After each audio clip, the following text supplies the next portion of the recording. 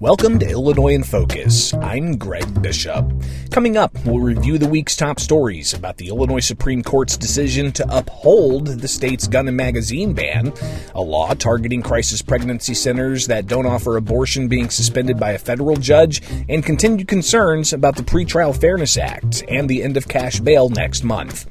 I'll then join the Center Square's executive editor Dan McCaleb to further discuss the news. That's ahead with Illinois in Focus. I'm Greg Bishop. Breaking news, that's what the Center Square does best. The stories other media outlets refuse to report, the Center Square's breaking them all the time.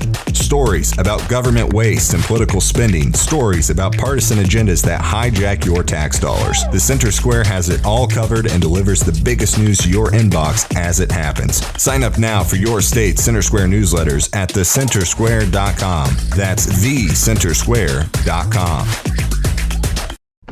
Welcome back to Illinois in Focus. I'm Greg Bishop. Here are the top stories from the past week. The Illinois Supreme Court Friday upholding the state's gun and magazine ban.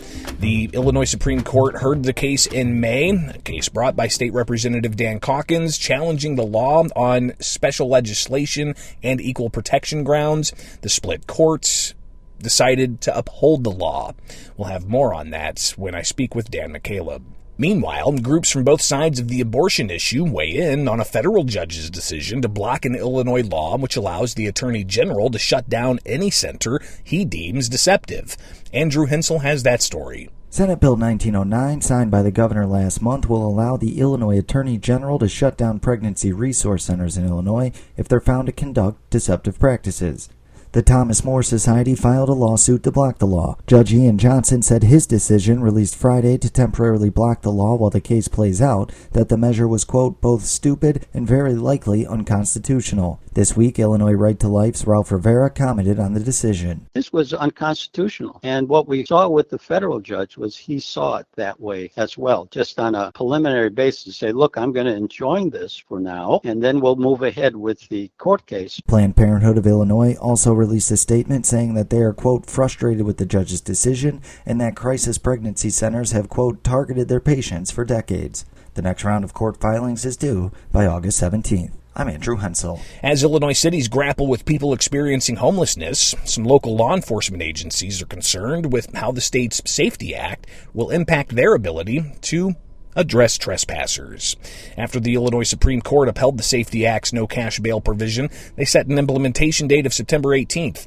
During Tuesday's Springfield City Council committee meeting, Springfield Police Chief Ken Scarlett warned that police can only do so much when someone trespasses. That's a misdemeanor, and someone could be arrested, taken to the county. They'll be booked and released within minutes and back out. Scarlett warned that scenario could get worse with the Pretrial Fairness Act ending cash bail next month. Governor J.B. Pritzker said that's incorrect. He's wrong. And let's be clear, that was amended in the Safety Act along the way. While the measure was modified late last year, those found trespassing must first be issued a ticket, and if they don't leave the premises, they then can be arrested. Those are the top stories from the past week from Illinois. Find more online at americastalking.com. Coming up for Illinois in Focus, I'll join the Center Square executive editor Dan McCaleb. This is Illinois in Focus, a production of America's Talking Network. I'm Greg Bishop.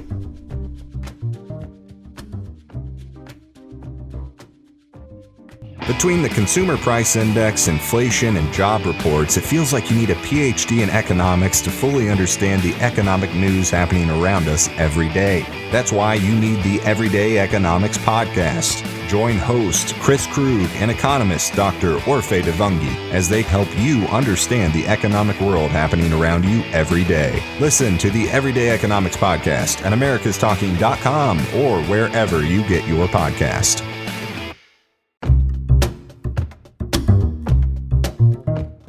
Greetings and welcome to Illinois in Focus, powered by the Center Square.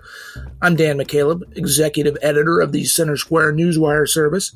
Joining me again today is Greg Bishop, our Illinois Capitol Bureau senior reporter and editor. Greg, we're going to hold off on the niceties today because we have breaking news to talk about. Just a few minutes ago, the Illinois Supreme Court released its decision on challenges to Illinois' gun ban. Tell us how they ruled.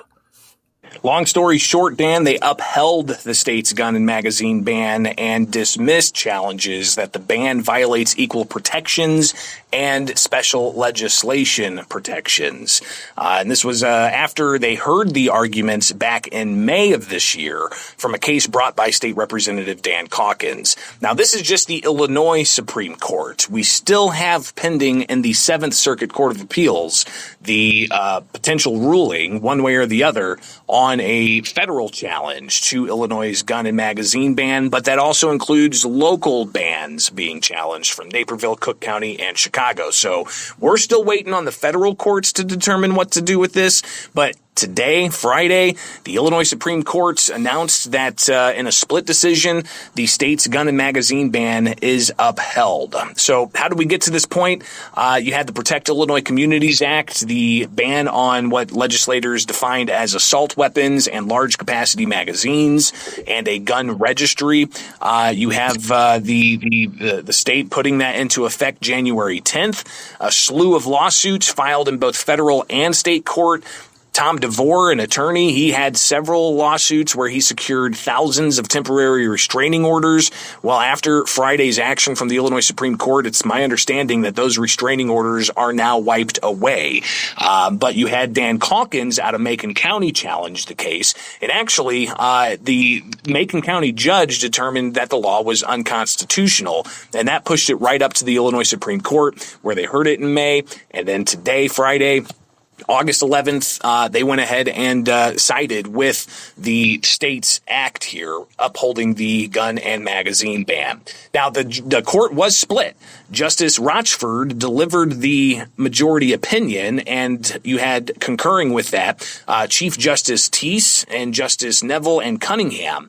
On the dissent, Justice Holder White dissented, and Justice Overstreet joined, as did Justice O'Brien, dissenting with her own opinion as well. So a split court here, and the outcome ultimately means that the state's gun and magazine ban remains in effect, as does the registry that's supposed to start January 1st. But as we said, Dan, there's still the federal courts, and even Governor J.B. Pritzker, when we asked him about this before the ruling came out, he acknowledged that while the Illinois Supreme Court may rule one way or the other, now we see they upheld the law, that could be trumped by the federal courts and whatever they determine to do with the state's gun and magazine ban. So it's expected this is going to go all the way to the U.S. Supreme Court. But of course, breaking here, the Illinois Supreme Court upholding Illinois' gun and magazine ban, essentially wiping away the thousands of temporary restraining orders that individuals and several gun stores had from previous lawsuits in state level court.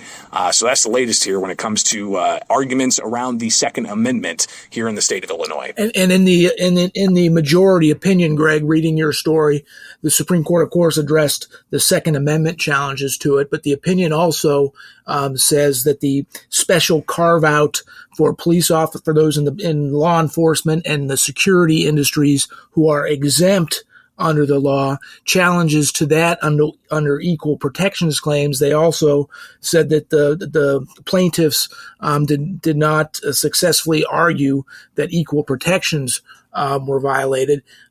So their opinion at least hits on a number of the different challenges, including the 3 readings rule challenge, which was part of this as well. There was allegations that the legislature violated the 3 readings rule. The majority opinion said plaintiffs' failure to cross appeal is a jurisdictional bar to renewing their 3 readings claim. Accordingly, we reversed the circuit court and entered judgment for defendants on the equal protection and special legislation claims. And they say, quote, "We express no opinion on the potential viability of plaintiffs' waived claim concerning the Second Amendment." So this obviously keeps this alive. What the plaintiffs are going to do, especially concerning at least one of the justices in the majority opinion, is one of the justices that denied recusing themselves after receiving $1 million donation from Governor J.B. Pritzker. So we'll find out from the plaintiffs if they plan on proceeding into federal court with this challenge.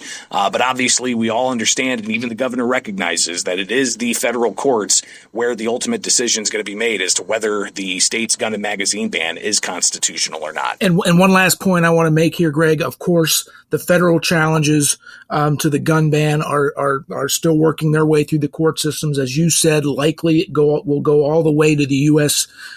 Supreme Court.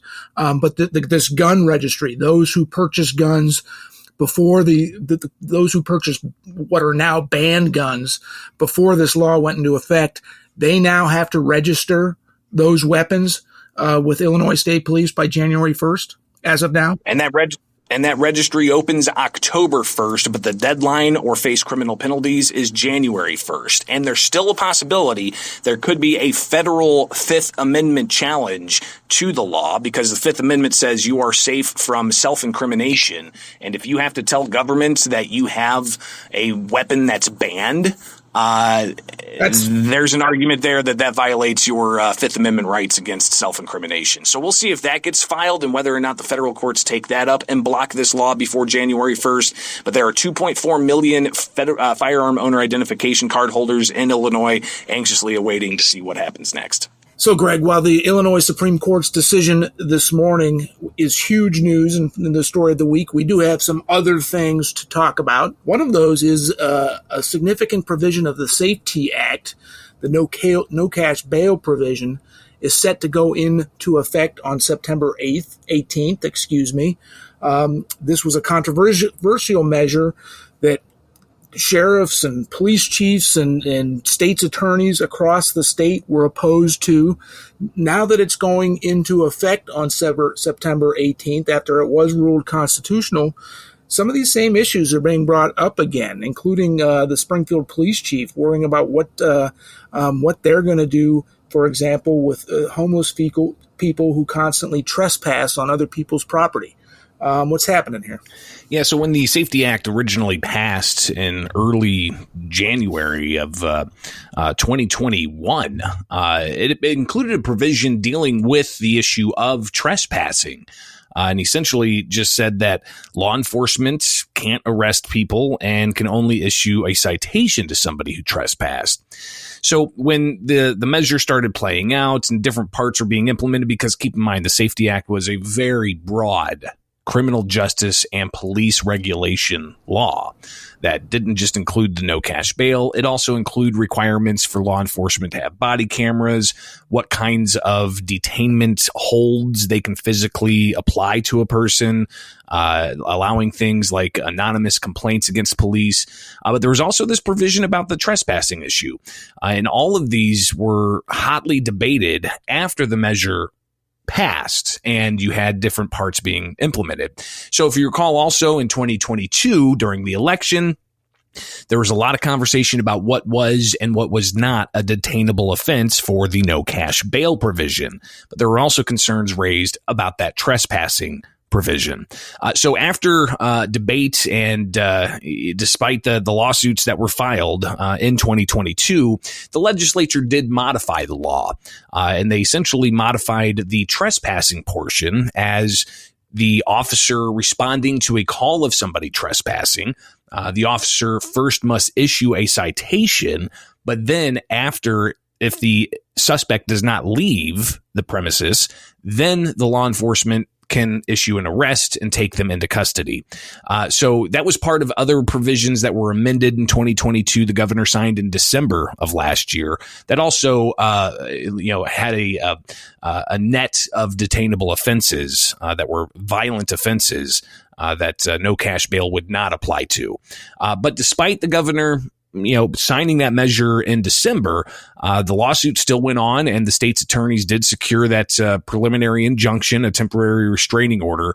But as we, of course, have reported, the Supreme Court sided with the statute and no cash bail and implemented the law set to take effect September 18th.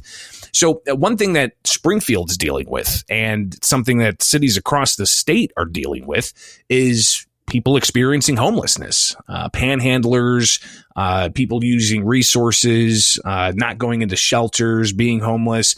But in Springfield in particular, and I watch the Springfield City Council every week, just kind of, I'm a news hound. So one of the conversations they had was about how to address homelessness, and in particular, those who are going into abandoned properties that they should not be in, and they're trespassing. And the Springfield police chief got up and addressed some of the alder people's concerns, and he ultimately said that, the way it is now, they can arrest the trespasser, but they'll be booked through the jail, and then they'll be right back out on the streets. And he also mentioned that other components of the Safety Act and no cash bail could possibly make this worse.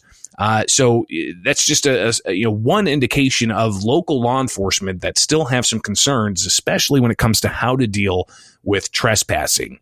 Now, when I asked the governor for his reaction to those concerns, he downplayed it and said that, that's not the case, and just merely said that they can be arrested after a citation. But he didn't address the fact that a first-time offense, that person with a nonviolent trespassing charge is going to be processed through the county building and get booked, but they will be back out on the streets. So we've got a little less than a month here before no cash bail is implemented. So we'll see how this plays out. We'll be watching very, very closely. Oh, yeah. So we won't know the real world effect. There's certainly concerns. Understand that. We won't know the real world effects until the provision starts to be enforced, or it becomes law on September 18th. And our listeners will be able to, we'll be following it. We'll be following law enforcement's reaction and how they're responding to cashless bail, what the impacts are on communities across the state. It's thecentersquare.com. Another story I want to talk about, Greg, is regarding to full day kindergarten, which the legislature mandated across the state of Illinois.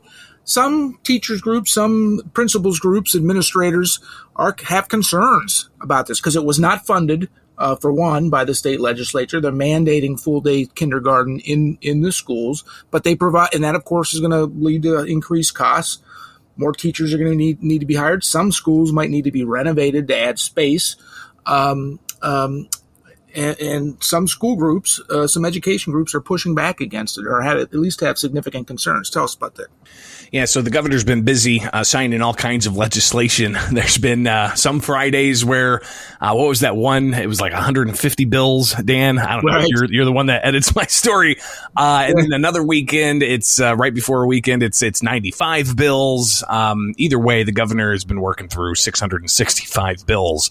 That the legislature sent him from this past spring session. One of them is full-day kindergarten, and he signed that along with 90 some odd other bills on Friday. And what it does is it does require that kindergarten is full day in several years into the future. So it's not immediate, but it does have some, a runway of sorts for school districts to prepare for it. And there's some waivers that some school districts could possibly apply for. But while, the Illinois Teachers Union, the Illinois Education Association, they support this idea. Because they say studies show full day kindergarten is great for education. It gets kids ready earlier to be more successful as students later on in life. But a lot of, as you mentioned, some of these school district administrator groups, they are pushing back, saying that number one, if a school district wants to go full day, they already have that ability to go full day. And one in particular told the Center Square that there's even been some local referendum where this has been proposed, and taxpayers and voters opposed it. So the question of local control really is at stake here, because as you mentioned, if you're going full day kindergarten for a place that doesn't have it right now, that's going to be an increase of resource needs, not just more teachers that costs, but also possibly more classroom space. Because if they're doing half days right now, they've only got a certain amount of space to cater for those half day kindergarten classes. But to open it up full day, you can see where the constraints really come in and the pressure points that there will be. And some are warning that it could lead to increased property taxes, as property taxes are a main funder of K through 12 education in this state. So if you're going to have increased resources that are needed, that's going to come from the taxpayer ultimately. So we'll be watching this as well, because there is, as I mentioned, a runway to get school districts prepared for full day kindergarten. So it's something that obviously is on school districts' radar. And we'll be watching right there close alongside them. And you referenced property taxes, Greg, as you and I both know, based on various studies around the country of property taxes in states across the country.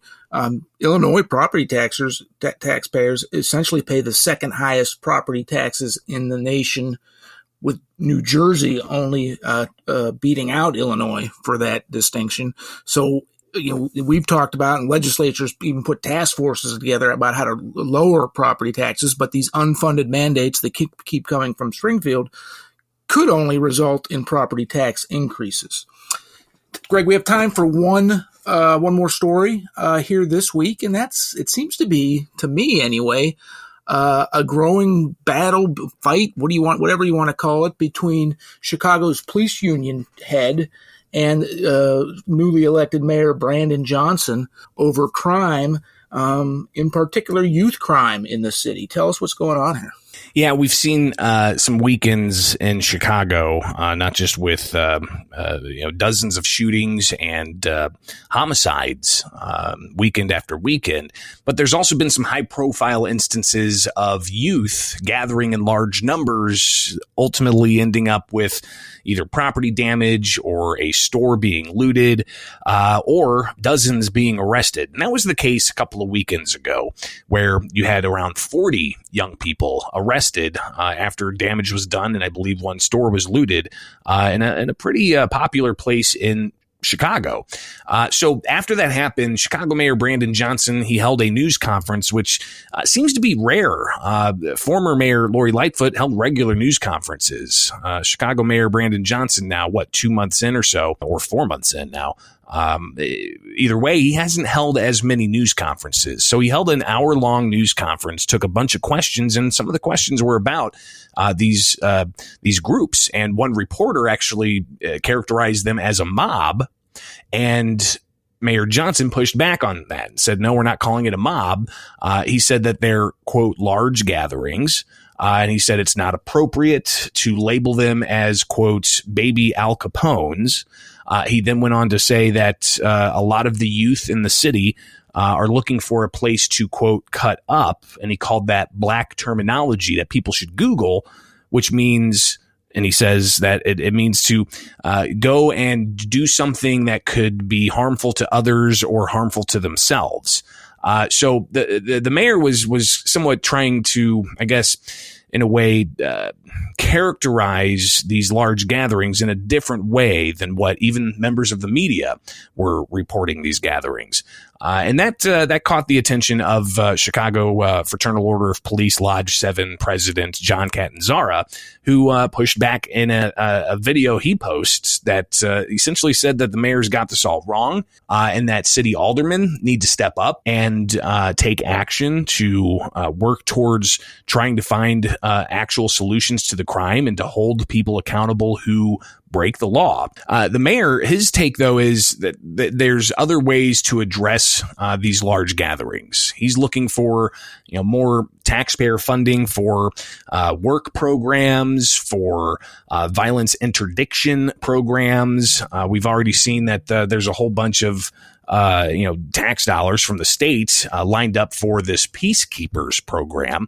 And that's hiring people to go out on the streets and work with youth to steer them away from violence. Greg, thank you for your insight into this, but we are out of time. Listeners can keep up with all of the stories we discussed today and more at thecentersquare.com. For Greg Bishop, I'm Dan McCaleb. Please subscribe, and thank you for listening.